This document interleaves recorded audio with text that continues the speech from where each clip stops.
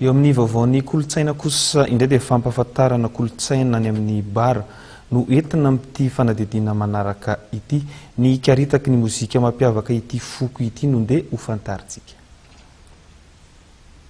Mozika nentim-paharazana ahafantarana ny foko bara ny karitaky.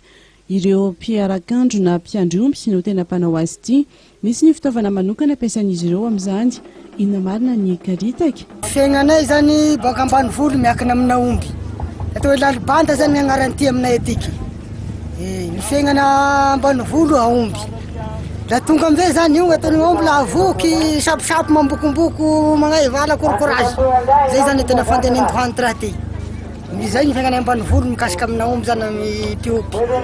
Zay tena nahatonga ty la voky omby bakirakan'omby mambokomboko zay gn'alainay tahaky io. Zay fomba fandehan la magnontany ianareo plaza de arata zay famaleny anazy. Lalibanda hoagna agnarana ty. Lalibanda resa gata amin'ny taloha zay ny fandeha. Aponga zany gn'agnarana ty. Panakato zany fandehany. Panakato n'ambanivolo.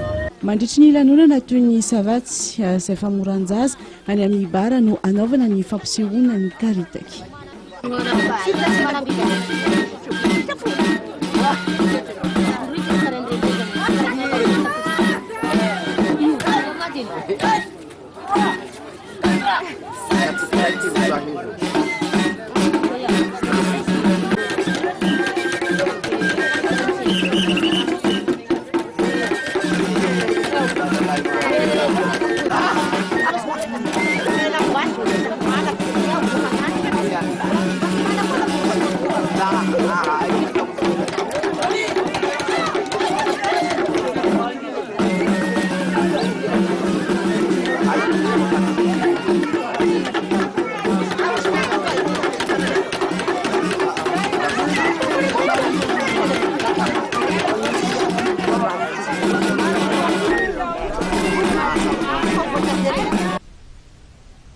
Dia iny fanadihadihana koa tokolasy tovovavy no entiko anakatonana ny fampalalama antsika teto amin'ny fahitalavitra TV tamin'ity alina ity sorony sika tany tokatrano tany nahitra anjery hatramin'ny farany.